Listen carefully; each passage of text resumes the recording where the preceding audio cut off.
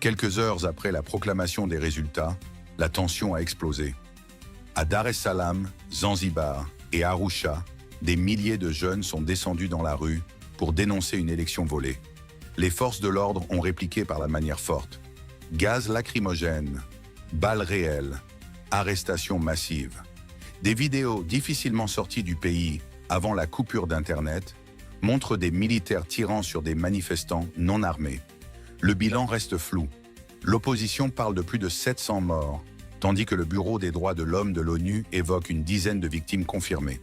Mais au-delà des chiffres, c'est la brutalité du contrôle qui interpelle.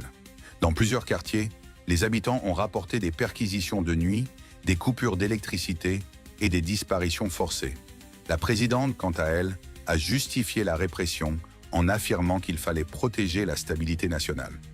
Le gouvernement a ensuite imposé un couvre-feu national et suspendu l'accès à Internet, aux réseaux sociaux et aux services de paiement mobile. En Tanzanie, comme dans beaucoup de pays africains, ces services sont vitaux.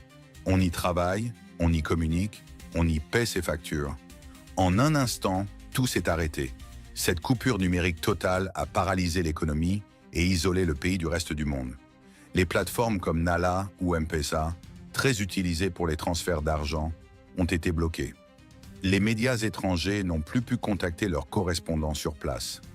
Résultat, une invisibilisation quasi totale de la crise. Ce choix n'est pas anodin.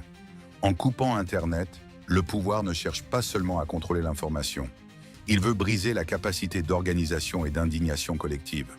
C'est la censure à l'ère numérique, invisible, immédiate et efficace.